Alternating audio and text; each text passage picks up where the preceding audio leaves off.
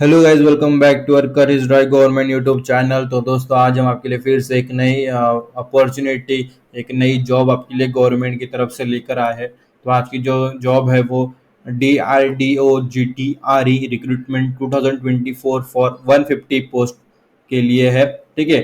DRDO का मतलब है defence research and development organisation. आप सभी ने DRDO का नाम कभी ना कभी सुना होगा, जो हथियार वगैरह बनाती है गवर्नमेंट के लिए। ठीक है, तो डिज़ाइन वगैरह करती है, आपको समझ होगा। और मिनिस्ट्री ऑफ डिफेंस के अंतर्गत ये आती है। ठीक है। तो अबाउट DRDO यहाँ पे लिखा है, gas turbine research establishment the laboratory under the defence research and development organisation suited in Bangalore. ठीक है, बैंगलोर में सीटेड है। ठीक है, यानी बैंगलोर में इसकी जो है वो ब्रांच है। ठीक है, it is primary focus lie in the research and development of aero gas turbines of military aircraft.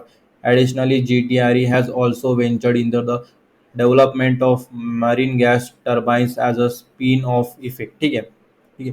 तो इसकी एस्टेब्लिशमेंट जो हुई थी वो 1959 को हुई थी at number 4 BRD air force station, Kanpur, Uttar Pradesh. ठीक है, तो यहाँ पे समझ गए होंगे।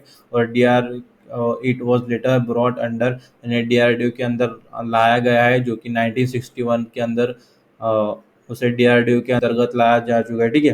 तो इट वॉज रीनेम, फिर उसे रीनेम कर दिया गया GTRE एंड रिलोकेटेड, फिर उसे बैंगलोर में स्थित कर दिया गया। ठीक है, जैसे कर्नाटका में। तो हम इसका ओवरव्यू देख लेते हैं। तो ऑर्गेनाइजेशन नेम है जो है DRDO gas turbine research establishment GTRE। ठीक है। पोस्ट नेम, तो पोस्ट है ग्रेजुएट अप्रेंटिस ट्रेनीज, फिर डिप्लोमा अप्रेंटिस ट्रेनी, फिर IIT नहीं, ITI अप्रेंटिस ट्रेनी। ठीक है। तो जो तीन पोस्ट पोजीशन है तो समझ गए होंगे, graduation apprentice, diploma apprentice trainee और ITI अप्रेंटिस ट्रेनी। ठीक है। तो पूरे मिला की जो वैकेंसीज है वो 150 वैकेंसीज है, 150 वैकेंसीज है। और एजुकेशन जो क्वालिफिकेशन होनी चाहिए वो BTech, BE, bachelor of engineering, bachelor of technology, BCom, BSc, BA, BCA, BBA, diploma, ITI। ठीक है। इनमें से अगर आप कोई भी फील्ड में हो तब आप इसके लिए अप्लाई कर सकते हो। ठीक है। एप्लीकेशन जो स्टार्टिंग डेट है वो 21 मार्च 2024 और application ending date 9 April 2024। Job location Bangalore, mode of application online. ठीक है, इतना समझ में आ गया। अभी हम इसके रिक्रूटमेंट के थोड़े इंपॉर्टेंट डेट्स जान लेते हैं।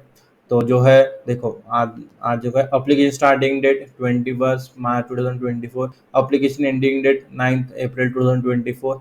Publish of the first list of short listed candidate, जब पब्लिश होंगे वो शॉर्ट लिस्टेड कैंडिडेट की लिस्ट जब कब होंगी पब्लिश, तो वो 23 अप्रैल 2024 में जब होंगी।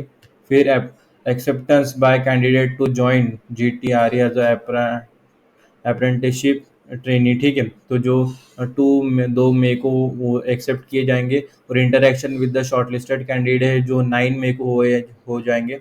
फिर जो probable date of declaration of final selected candidate है वो 16 मई को किए जाएंगे। और प्रॉब्लम जो ज्वाइनिंग है वो GTR में आपको 27, जो कैंडिडेट सिलेक्ट होते हैं उन्हें 27 मई को ज्वाइन होना पड़ेगा। ठीक है। फिर से 21 मार्च से चालू हो रही है, 9 अप्रैल तक आपकी जो एप्लीकेशन रहने वाली है। फिर जो शॉर्ट लिस्टेड फर्स्ट लिस्ट आएंगी वो कैंडिडेट्स की, वो 23 अप्रैल को आएंगी। फिर जो ज्वाइन कैंडिडेट्स जो एक्सेप्टेंस बाय कैंडिडेट है जो ज्वाइन करेंगे वो 2 मई को आएंगे। फिर शॉर्ट लिस्टेड कैंडिडेट आएंगे 9 मई को। और फिर जो फाइनल सिलेक्शन कैंडिडेट है वो 16 मई को डिक्लेयर करेंगे। और 27 मई से आपकी जो अप्रेंटिस जो ट्रेनी है वो शुरू हो जाएंगे। ठीक है, इतना समझ गएंगे। नीचे आते तो वैकेंसीज देख लेते हैं अभी। ठीक है। तो ग्रेजुएट अप्रेंटिस इंजीनियरिंग। ठीक है, तो सबसे पहले ग्रेजुएट अप्रेंटिस है जो इंजीनियरिंग की है, उसमें से मैकेनिकल प्रोडक्शन, इंडस्ट्रियल प्रोडक्शन के लिए 30 पोस्ट। फिर एरोनॉटिकल और एरोस्पेस के लिए 15 पोस्ट। फिर electronics and communication, electronics and instrumentation और टेलीकॉम के लिए 10 post. Computer science, computer engineer, computer science and information science and technology engineering के लिए 15 पोस्ट। फिर मेटलर्जी और मटेरियल साइंस के लिए 4 पोस्ट। फिर सिविल इंजीनियर और इक्विवेलेंट के लिए एक पोस्ट। ठीक है, सिर्फ सिंगल पोस्ट है। टोटल मिला के 75 पोस्ट हो गया ये इंजीनियरिंग के लिए। फिर नॉन इंजीनियरिंग ग्रेजुएट अप्रेंटिस है, जैसे BCom, BSc, BA, BBA, BCA के लिए जो है वो बीकॉम के लिए 10 पोस्ट, बीएससी के लिए 5 पोस्ट, बीए के लिए 5 पोस्ट, बीबीए के लिए 5 पोस्ट और बीसीए के लिए भी 5 पोस्ट। कुल मिला के नॉन इंजीनियरिंग ग्रेजुएट अप्रेंटिस के लिए 30 पोस्ट।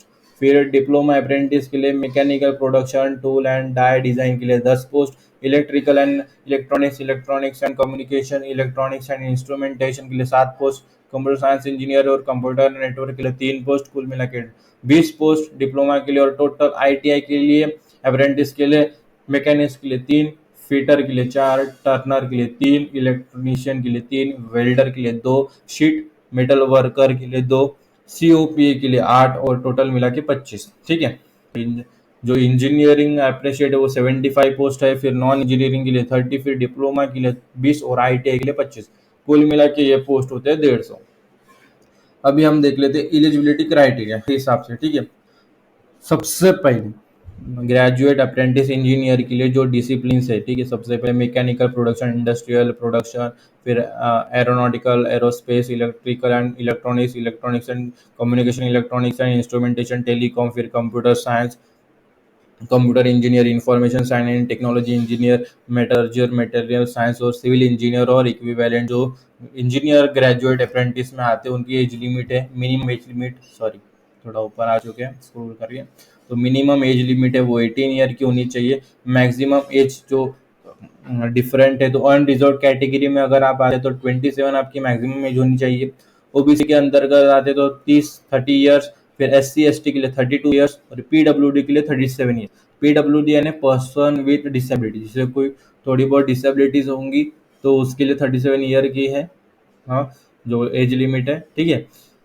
अनरिजर्व के लिए 27, ओबीसी के लिए 30, SC ST के लिए 32 और पीडब्ल्यूडी के लिए 37। अभी एजुकेशन क्वालिफिकेशन की बात करें इनकी, तो जो डिग्री इन इंजीनियरिंग और technology granted by a statutory university by the instrument empowered to awards और डिग्री बाय एक्ट, यानी कि एक अच्छी ऑर्गेनाइज्ड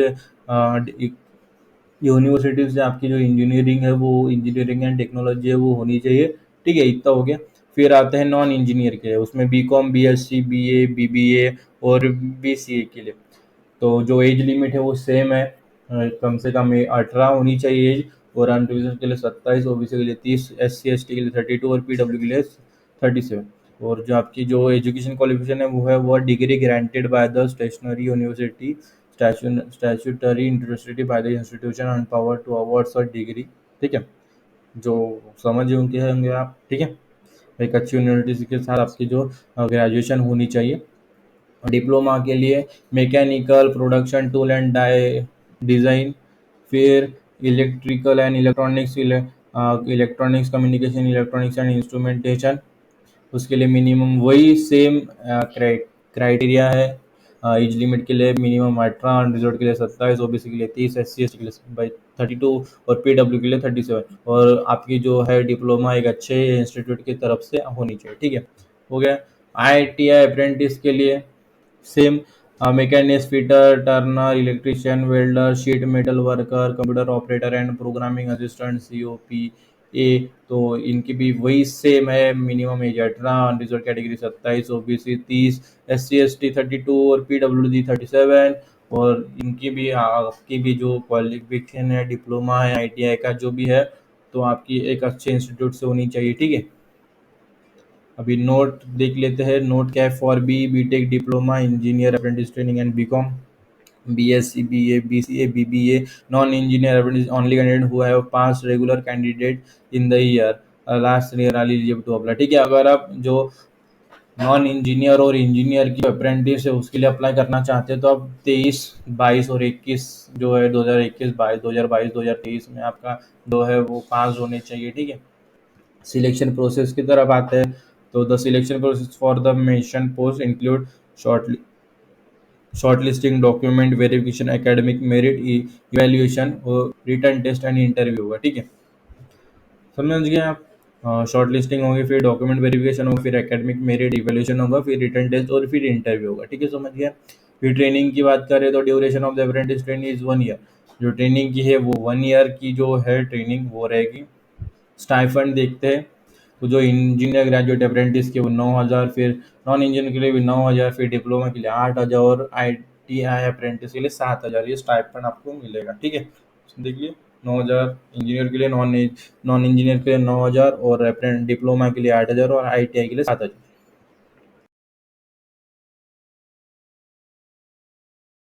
Application fees की नील है। The form type for applying is online application form and the mode of application online और there is no application फी।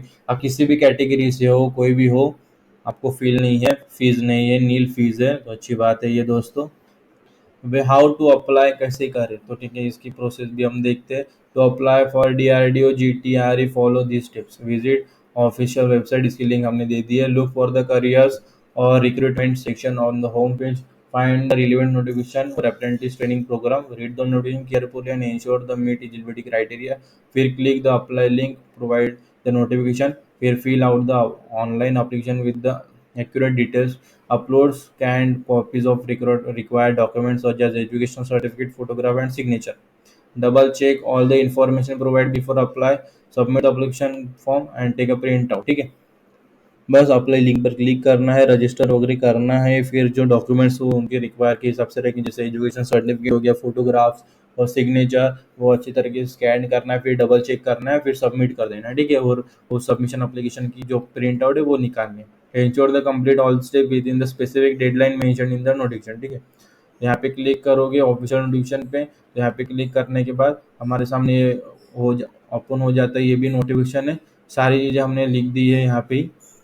ठीक है, ये देखो बहुत बढ़िया ने 7 पेज की जो है नोटिफिकेशन वो यहाँ पे जारी कर दी गई है। ठीक है, तो टेंशन मत लो उसका। ये अप्लाई लिंक है, जैसे आप उस पर क्लिक करोगे आपके सामने नेक्स्ट इंटरफेस ओपन हो जाता है। ठीक है, एप्लीकेशन फॉर्म का। ठीक है, तो एक एक मिनट। हाँ, तो ये फॉर्म हो जाता है, लॉगिन रजिस्टर पे क्लिक करके आप, ठीक है, फॉर्म फिलअप कर देना है आपको। हाँ, सारी चीज़ें होने के बाद आपको अप्लाई कर देना है। इसकी लिंक मैंने आपको इस वीडियो के डिस्क्रिप्शन में प्रोवाइड कर दी गई। जैसे आप उस पर क्लिक करोगे आपके सामने ये पेज ओपन होगा। ये सारी चीज़ें आपको A to Z पढ़नी है, ये पूरा आर्टिकल पढ़ना है। फिर नीचे अप्लाई, ये नोटिफिकेशन भी देख सकते हैं आप। फिर अप्लाई लिंक है, यहाँ पे क्लिक करने के बाद अपन नेक्स्ट स्टेप में पहुँच जाएंगे। ठीक है, तो जो अप्लाई प्रोसेस मैंने इस वीडियो में बताया है वो देख लेना अच्छे से। अगर कोई डाउट वगैरह आता है, आपको कुछ सवाल आते हैं, तो आप हमें कमेंट सेक्शन में पूछ सकते हो।